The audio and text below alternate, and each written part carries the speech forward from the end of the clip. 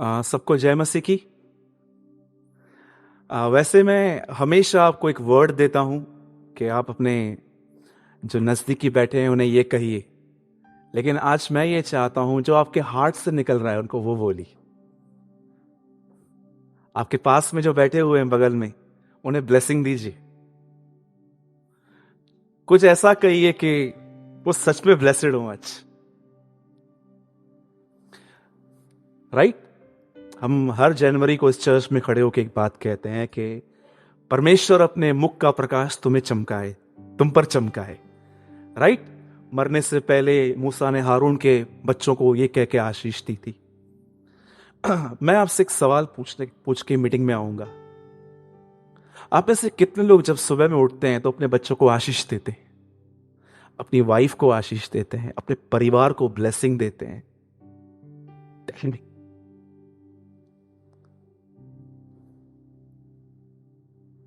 बहुत कम लोग होते हैं ऐसे। आपको पता है, मरने से पहले बाइबल कहती है इसहाक ने याकूब को आशीष दी। और कितने लोग के बाद जानते हैं, मरने से पहले याकूब ने अपने 12 बेटों को बुलाया और एक एक के ऊपर हाथ रख के आशीष दी। आपको पता है यीशु ने ऐसा क्यों कहा, श्राप मत दो? मतलब उसे पता है गलत वर्ड्स भी काम करते हैं। अगर गलत वर्ड्स काम करते हैं तो सही वर्ड्स काम क्यों नहीं करेंगे? मैं हमेशा से एक मसीह जिंदगी की एक पिक्चर इस तरह रखता हूं कि लेफ्ट साइड एक दुष्ट आत्मा खड़ी है और राइट साइड पवित्र आत्मा खड़ा है। जब आप कुछ नेगेटिव बोलते हो ना, उस वर्ड को दुष्ट आत्मा लेता है और काम करता है। लेकिन जब आप वचन बोलते हो ना, इसको पवित्र आत्मा लेता है और अपने आपके घर में काम करता है। एक सवाल मैं पुराने लोगों से पूछ के मैं वर्ड में आऊंगा। आप में से कितने लोग ये बात जानते हैं, जब खुदा इस पृथ्वी को बना रहा था तो उस समय वो कहां था और पवित्र आत्मा कहां था? आप उत्पत्ति पहला अध्याय पढ़ेंगे ना, आप पढ़ सकते हैं। लिखा है कि परमेश्वर ने कहा, लिखा है कि पृथ्वी बेडौल और सुनसान थी। एम्प्टी, डार्क, फॉर्मलेस, डिसोलेट, ये 4 वर्ड्स लिखे हैं कि दुनिया की ये हालत थी। और लिखा है तब परमेश्वर ने कहा लेट देयर बी लाइट, ज्योति हो। और लिखा है वो ज्योति आई। आप जानते हो, आप इस पैसेज को आराम से पढ़ो, आप पढ़ोगे पवित्र आत्मा पृथ्वी पे मंडरा रहा था, लेकिन वो काम नहीं कर रहा था। वो काम नहीं कर रहा था क्योंकि वो कुछ वेट कर रहा था कि परमेश्वर कुछ कहे। और जैसे परमेश्वर ने कहा ज्योति हो, उससे वो वर्ड लिया, काम करना स्टार्ट किया। अब मैं आपसे पूछता हूं, पवित्र आत्मा आपके लिए क्या वेट कर रहा है? Same thing. कुछ आप कहें, कुछ आप कहें। मैं आपको कहता हूं, दिनों डेट क्या है आज? 5th। आज 5 मार्च है। आज से हैबिट डालो, जब आप मॉर्निंग में उठो ना, जरूर उनको गुड मॉर्निंग बोलो, लेकिन कुछ ऐसा वर्ड कहो उनको, कुछ बोलो, अपने परिवार को ब्लेसिंग दो। जब आप देखते हो कि आपका बच्चा बीमार है, उसको कुछ तकलीफ है, जब वो उठता है ना, आप जानते हैं, आई एम नॉट जजिंग, मैं किसका न्याय नहीं कर रहा हूं। आप जानते हैं आज बहुत सारे प्रीचर्स सिर्फ चर्च को नॉलेज दे रहे, पर आपको पता है तिमुथियुस की मां ने तिमुथियुस को नॉलेज नहीं दिया था, उसको फेथ दिया था। कितने लोग ये बात जानते हैं? पौलुस कहता है तिमुथियुस के लिए, वह विश्वास जो तेरी नानी में था वो तेरी मां में है और वो तुझ में भी है। मैं सोच रहा था कि एक बहन या एक भाई अपने बच्चों में फेथ कैसे डाल सकते। मैं सच कहता हूं, प्रभु मेरा गवाह है, मैंने अपने माता पिता को या अपनी बहनों को कभी भी नॉलेज देने की कोशिश नहीं की है, फेथ देने की कोशिश की है। आप बताइए, समझो आपका बच्चा मॉर्निंग में उठता है और जैसे वो उठता है और वो कुछ कंप्लेन कर रहा है, पापा मेरे को पेन हो रहा है, कब आप उसको बोलते हो ये ले मेडिसिन, बेस्ट सेकंड ऑप्शन है ये। पर क्या आप उसको ऐसे बोलते हो आजा 5 मिनट खाली वेट कर, पिता मैं विनती करता हूं यीशु मसीह के नाम से। बहुत सारे लोगों को लगता है एक पास्टर या कोई पवित्र आदमी प्रार्थना करेगा तो ये चंगा होगा। प्लीज इससे तो बाहर ही आ जाइए। क्या आप उनके लिए, जब आप उनके लिए हाथ रख के प्रार्थना करते हो ना, प्रभु इब्राहिम की वाचा बंधी हुई है हमारे परिवार से, तूने कहा है जिसे मैं आशीष दूंगा उन्हें आप आशीष देंगे। मैं यीशु के नाम से अपने बच्चे को आशीष करती हूं, आज इसके दर्द का आखिरी दिन है। और आप उसको बोलते हो वेट, तू ठीक हो जाएगा। आप जानते हो आप अपने बच्चों को क्या दे रहे हो? फेथ। आप विश्वास दे रहे हो उन्हें। तो it is my humble request, मैं आपसे विनती करता हूं, मेक दिस हैबिट। अपने अंदर ये बात रखिए, जब भी आप किससे फोन पे बात करते हो, किसी नजदीकी से, उनको ब्लेसिंग दो। मैं आपको सच कहता हूं, अगर कितने लोगों ने पहला पतरस 3:10 पढ़ा है? आप खोलिए मत, मैं आपको कोई और वर्ड खुलवाना चाहता हूं। वहां पर अच्छे दिन कैसे आएंगे लिखा हुआ है। अच्छे दिन। कितने लोग अच्छे दिन देखना चाहते हैं? मैं देखना चाहता हूं अपनी जिंदगी में अच्छे दिन। लिखा है, जो कोई अच्छे दिन देखना चाहता है वो 40 दिन का उपवास करे। है किसके पास ऐसा बाइबल? जरा दिखाना तो मुझे भी। जो कोई अच्छे दिन देखना चाहता है वो 5 घंटे प्रेयर में बैठे। जो कोई अच्छे दिन देखना चाहता है भारी ऑफरिंग चर्च में डाले। जानते हैं वहां क्या लिखा है? प्रिंसिपल लिखा है, जो कोई अच्छे दिन देखना चाहता है वो सिर्फ एक काम करे, अपने जुबान को बुरी बातें कहने से रोका रहे। That's all. संत पतरस 2017 साल पहले यह बात लिखते। वो कहते हैं अगर आप अपनी जिंदगी में अच्छे दिन देखना चाहते हो ना, वो कहता है सिर्फ एक काम करो, जो तुम बोलना चाहते हो वो मत बोलो, जो तुम्हें बोलना चाहिए तुम वो बोलो। हम बहुत कुछ बोलना चाहते हैं, हम जो यहां पर भरा हुआ है हम वो बोलना चाहते हैं, लेकिन पतरस कहता है तुम वो मत बोलो जो तुम बोलना चाहते हो, तुम वो बोलो जो तुम्हें बोलना चाहिए।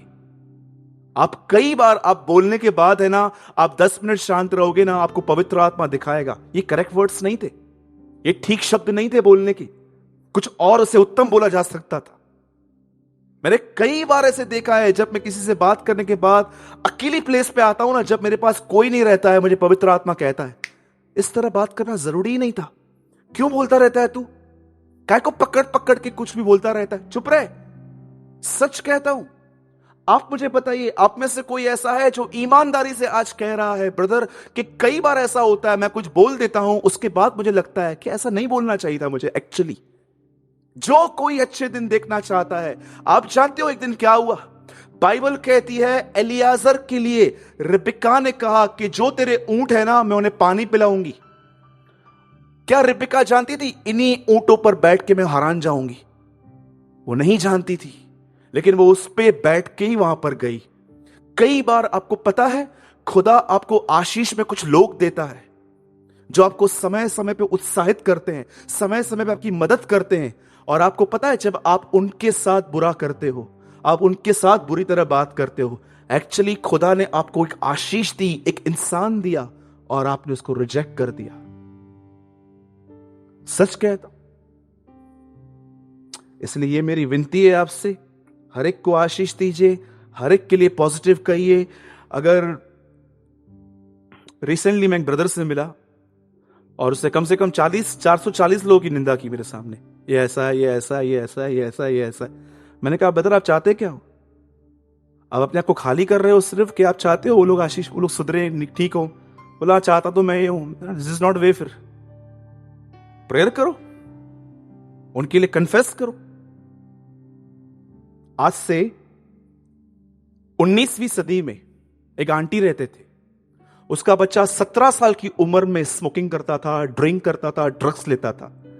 और जब वो अपने बेटे को समझाती थी बेटा तू क्या कर रहा है, मत कर, वो लड़का मानने के लिए तैयार ही नहीं। आखिर इस बहन ने जड़ निकाल दी कि एक्चुअली मेरा बेटा ऐसा क्यों है। आप जानते हो उसने क्या किया? उस बहन को यह पता चला कि वो ऐसे 8 लोगों के साथ घूमता रहता है सारा दिन जो इन्हीं बातों में रहते हैं।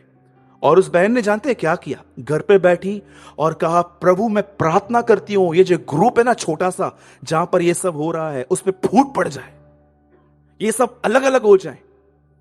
15 दिन के बाद उन लोगों में फूट पड़ गई, वो ग्रुप ही अलग अलग हो गया। शब्दों में इतनी ताकत है। इसीलिए जब भी आप यहां आते हो मैं हमेशा आपको बोलता हूं जो आपके बगल में बैठे उन्हें ब्लेसिंग दो, क्योंकि घर में तो उनको कोई देता नहीं है बेचारों, कम से कम यहां तो ले जाए। बोलो यीशु मसीह की। कितने लोग मेरी बात समझे? घर पे सब क्रिटिसाइज करते रहते हैं ब्रदर, सब मेरी गलतियां निकालते हैं, ये लेट क्यों लेकर आया, ये काम क्यों नहीं किया अभी तक, ये क्यों नहीं आया, इसको मैंने 3 बजे कॉल किया था अभी तक नहीं पहुंचा है। घर पे सिर्फ क्रिटिसिज्म चलता है। लेकिन कम से कम हमें चर्च में तो ब्लेसिंग मिले। ठीक है, कितने लोग मेरी बात समझे? आइए हम सब वचन में आएंगे 15 मिनट्स के लिए।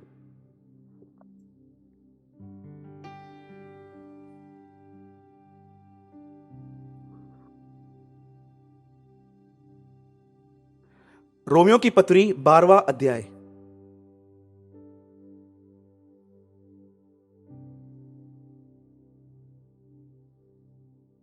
बोलो यीशु मसीह की। यस। रोमियो 12 अध्याय, रोमन्स चैप्टर 12।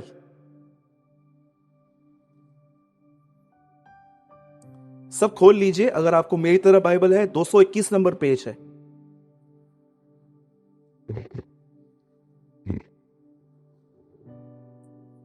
सबसे पहले मैं चाहता हूं मेरे पीछे ये लाइन कहिए, क्योंकि ये आपके बहुत काम की है और मेरे भी है।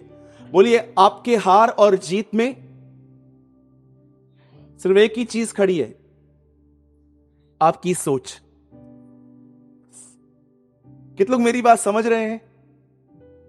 आप अगर हार में खड़े हो और आप जीत में आना चाहते हो, आपकी हार और जीत में जो सबसे बीच में जो चीज खड़ी है ना, वो सिर्फ आपकी सोच है।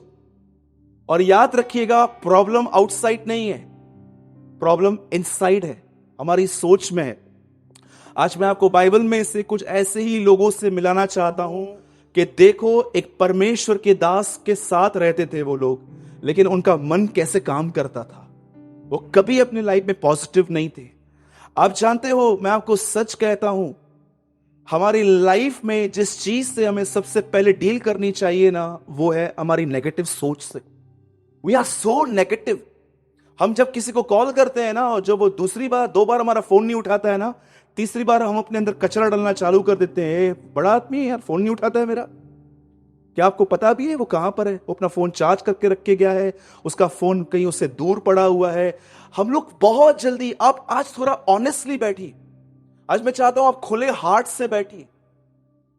कई बार ऐसा लगता है आपको कि आपके पास, घर के पास से कोई गुजरा और वो हमेशा आपके घर पे 2 मिनट के लिए आता था, और वो वहां से निकला और उसने आपको जय मसीह नहीं किया। हम लोग नेगेटिव सोचना स्टार्ट करते हैं, एटीट्यूड आ गया है इनके अंदर। क्या आपको पता भी है किसकी डेथ हो गई थी? वो भाग रहा था वहां पर। हाँ जी, एक लड़का लड़की, अगर एक कजन ब्रदर और एक कजन सिस्टर आप आपस में घूमती है, हमको पता भी नहीं है कि वो कौन है, और हम लोग सोचने लगते हैं कुछ चक्कर है। कभी आपने इस बारे में सोचा, हमारा जो माइंड है वो कितना जल्दी सेकंड्स में नेगेटिव हो जाता है? सेकंड्स में, सेकंड्स में। और आप जानते हो खुदा के लिए सबसे बड़ी मुसीबत क्या है? मुझे ऐसा लगता है कि परमेश्वर को जब वो कलीसिया में देखता है, उसके लिए सबसे बड़ी मुसीबत जानते क्या है? विश्वासियों का अविश्वास। That is a greatest problem in believers, कि ये बिलीवर्स हैं लेकिन ये पूरी तरह से अनबिलीवर हैं। मैं आपको मैं चाहता हूं आप पहले वर्ड पढ़िए, कोई आकाश पढ़िए 12 का 2। और संसार बाइबल कहती है इस दुनिया की तरह मत बनो, परंतु सॉरी नहीं, बुद्धि नहीं है भाई, ये ट्रांसलेट डिलीट कर दो। कोई और पढ़िए। हाँ, इस संसार की तरह न बनो, सदृश मतलब इस दुनिया को कॉपी मत करो, परंतु तुम्हारी सोच के नए हो जाने से। बाइबल नहीं कहती है पहले चाल चलन बदलो, बाइबल कहती है सबसे पहले तुम्हें अपनी सोच बदलनी है। वो सोच कैसे बदलेगी? क्योंकि बचपन से हम नेगेटिव में रहे हैं। आगे पढ़िए।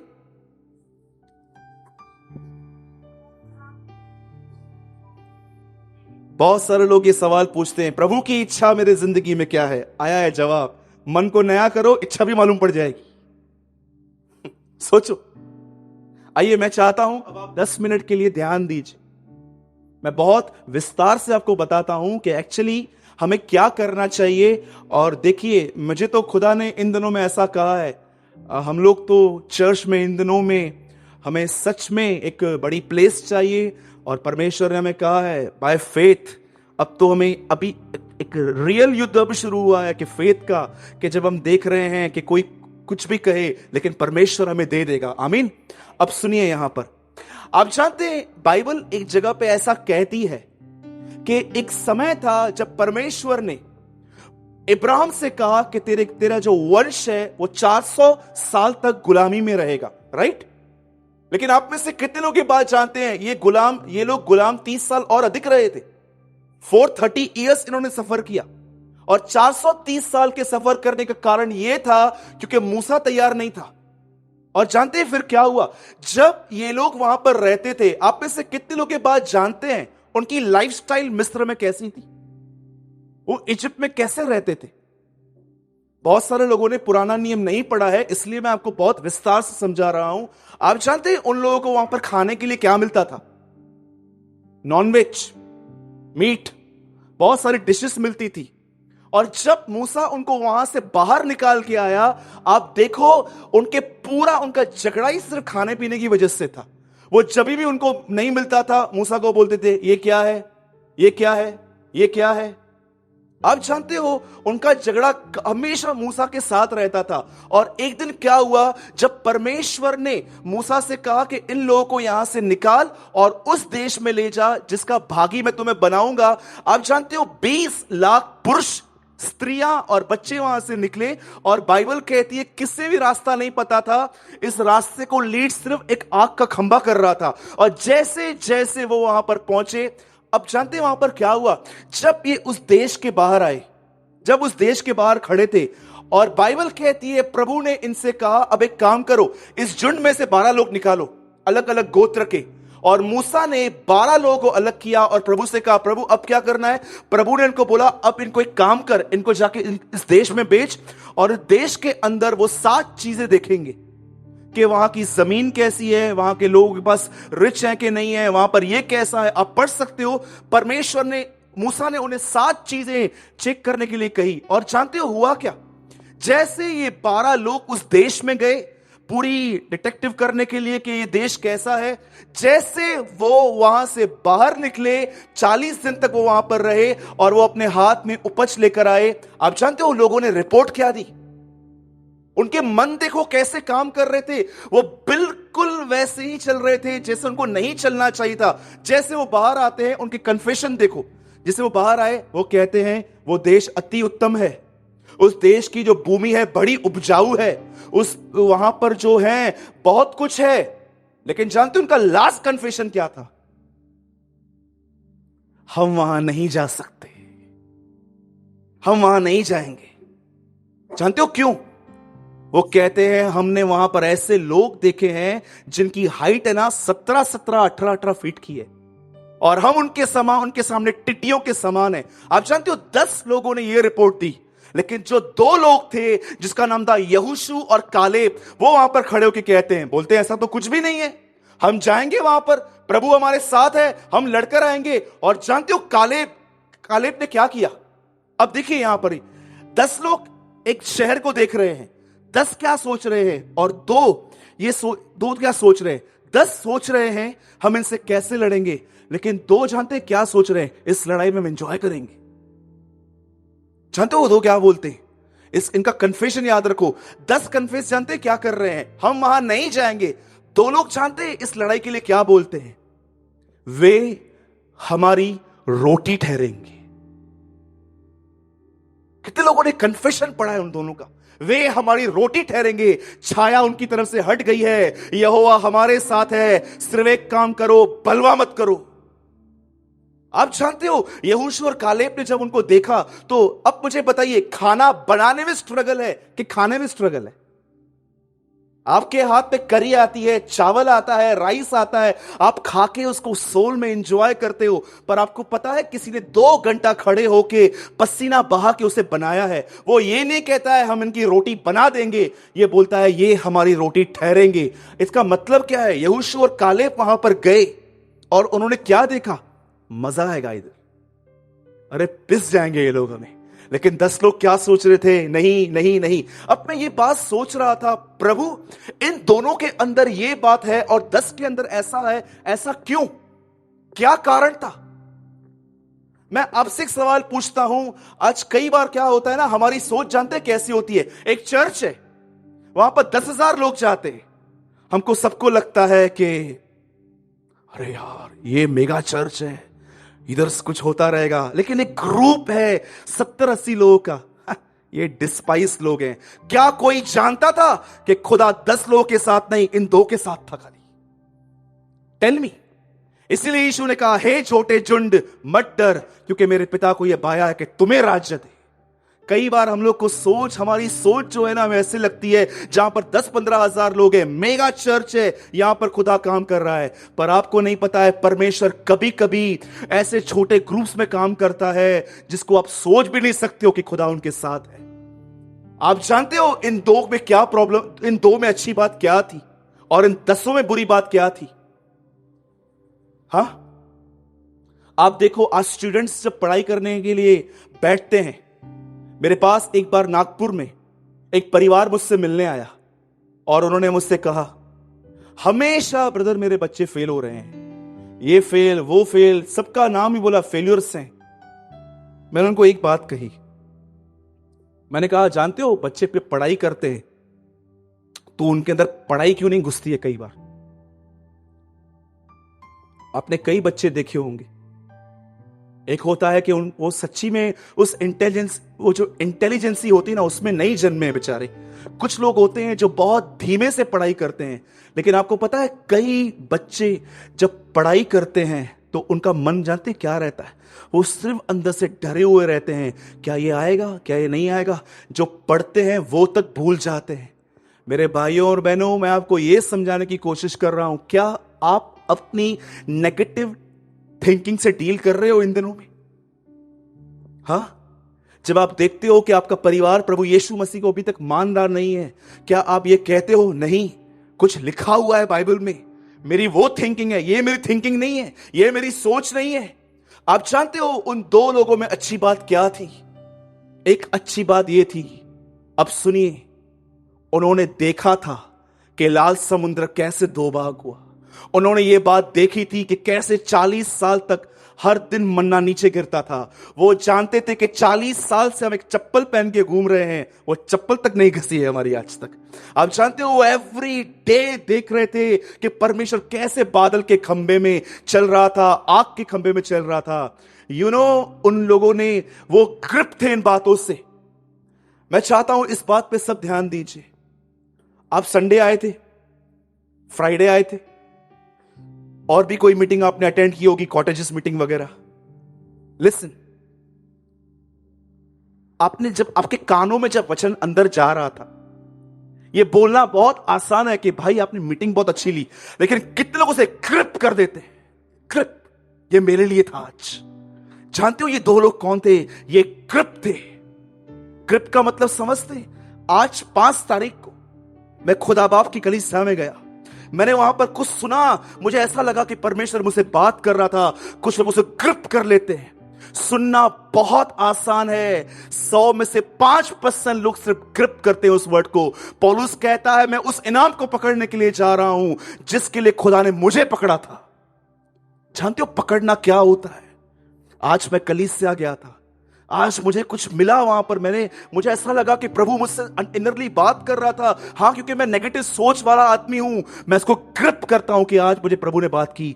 उन लोगों ने ग्रिप किया था कुछ, कि कैसे परमेश्वर 40 साल तक हमें एवरी डे संभालता आया है।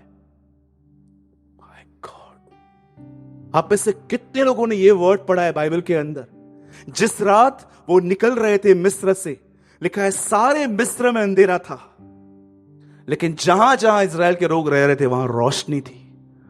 बोलिए मेरे पीछे, बोलिए चाहे सब जगह अंधकार हो, बोलिए मेरे पीछे मेरे घर में ज्योति हो।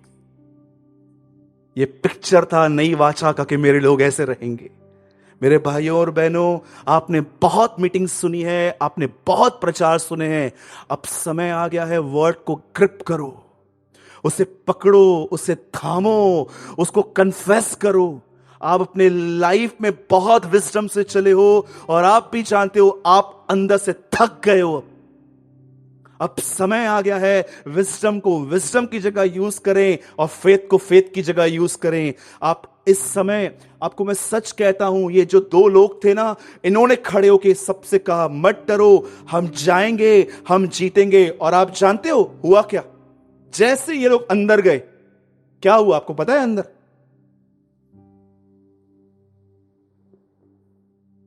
हाँ जी, क्या हुआ मुझे बताइए। जब ये यहोशू कालेब सब अंदर गए लड़ने के लिए, कोई जानता है ये लड़ाई वो कैसे जीते?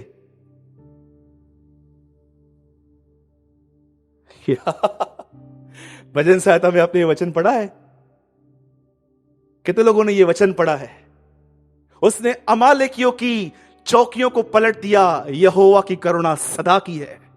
कितने लोगों ने यह पढ़ा है? उसने लाल समुंदर को दो भाग कर दिया, उसकी करुणा सदा की है। आगे लिखा गया है, वह जो मन्ना गिरता था उसकी करुणा सदा की है। ठीक उसके बाद आप पढ़ना, लिखा है उसने आसमान से बारी बारी पत्थर फेंके, उसकी करुणा सदा की है। जैसे वो अंदर गए, वो विश्वास से गए, खुदा ने लोगों पे पत्थर फेंके थे, वो खत्म हो गए। एक लास्ट चीज मैं बता के मैं पूरा कर रहा हूं। आप जानते हैं किस आदमी को बाइबल में यह कहा गया कि इस लड़ाई में तुम्हें लड़ना नहीं होगा? कोई इसका नाम जानता है? हाँ जी, कितने लोग उसका नाम जानते हैं जिससे यह कहा गया कि इस लड़ाई में तुम्हें लड़ना नहीं होगा? यस, यहोशापात। क्यों से यह कहा गया? उसे क्यों यह कहा गया कि तुझे लड़ना नहीं पड़ेगा? आप जानते हो एक चीज उसने की, 90% बिलीवर्स ये नहीं करते। जानते हो उसने क्या किया? उसने अपने विपत्तियों में परमेश्वर को ढूंढा। ही सीक द लॉर्ड। वो बैठा नहीं रहा। याद रखिए, डर आना, चिंता आना पाप नहीं है, पर डर में चलते रहना, चिंता में चलते रहना एक गुनाह है। 10 आज्ञाओं में जो सबसे टॉप पर जो सिन है ना, जानते हैं वो कौन सा है? सबसे टॉप पर कि तू मुझे छोड़ किसी ईश्वर को मत मानना। और आप जानते हैं नए नियम में जो यीशु मसीह ने कहा, उस पर टॉप पे सिन कौन सा है? सबसे बड़ा, सबसे टॉप पे सिन है अविश्वास। वैसे मैं हमेशा मीटिंग को इनकरेज के साथ पूरी करता हूं, लेकिन आज के दिन मैं मीटिंग को एक ऐसी प्लेस पे खत्म कर रहा हूं। मैं जानता हूं ये प्लेस इनकरेजमेंट की नहीं है, लेकिन एक ट्रुथ है। आप जानते हैं यीशु मसीह ने हर जगह पे काम किया, हर प्लेस पे उसने मुर्दे जलाए, बीमारों को चंगा किया, दुष्ट आत्माएं निकाली, कोड़ियों को शुद्ध किया। लेकिन एक ही प्लेस थी जहां पर उसे महसूस किया कि पवित्र आत्मा उसके अंदर से मूव नहीं हो रहा था, वो कोई काम नहीं कर पा रहा था वहां पर। और जानते उस नगर का नाम क्या है? नासरत। क्या था वहां पर ऐसा कि परमेश्वर ने से कहा यहां कोई काम नहीं करना, निकल यहां से? लिखा है उनके अविश्वास के कारण यीशु उनके साथ कुछ नहीं कर पाया। वरन पतरस भी, जिसे यह कहा गया था आ, वो भी डूब गया। क्यों? क्योंकि उसने परमेश्वर के वचन पर विश्वास नहीं किया। मेरे भाइयों और बहनों, मैं आपको यही कहना चाह रहा हूं, परमेश्वर के वचन को ग्रिप करो। अगर आप देख रहे हो ना आपके घर में कोई बच्चा है, वो बीमार है, लो एक वर्ड कन्फेस करो। आपको कहां भी उसे ले जाने की जरूरत नहीं पड़ेगी, परमेश्वर से वहां चंगा करेगा। यीशु मसीह के नाम से आपको कहता हूं। अगर आप देख रहे हो ना कि आपके घरों के अंदर माहौल खराब हो रहा है, झगड़ों के अंदर, लो वर्ड और कहो प्रभु आप इसलिए प्रकट हुए ताकि शैतान के कामों को नाश करें। मैं आपको सच कहता हूं, आप महसूस करोगे एक रॉन्ग इन्फ्लुएंस आपके घर से बाहर जा रही है। जब आप देख रहे हो कि आपके बच्चों को नौकरियां नहीं मिल रही है, कन्फेस करो, प्रभु आपने कहा है, आपके कलाम में लिखा गया है कि आप हमारी जरूरतों को पूरा करेंगे। मैं आपको सच कहता हूं, लोगों को समझाने से अच्छा है आप पहले वचनों को कन्फेस करो। मुझे पता नहीं क्यों परमेश्वर पूरा महीना यह सिखाता आया हुआ है, कन्फेशन कन्फेशन कन्फेशन। वो लोग उसके वर्ड से ग्रिप थे, उन्होंने देखा था। 78 साम किसने पढ़ा है? बाइबल का 119 के बाद सबसे बड़ा साम है वो। जानते हो उसमें इजरायलियों का आखिरी गुनाह क्या लिखा है? और उन्होंने सबसे बढ़कर पाप यह किया कि वे परम प्रधान के उपकारों को भूल गए। The last sin mention in 78 psalm. उन्होंने सबसे बड़ा गुनाह यह किया कि वे परम प्रधान के उपकारों को भूल गए। हमेशा याद रखिए परमेश्वर ने आपसे क्या प्रॉमिस किया है और उसके साथ चलिए।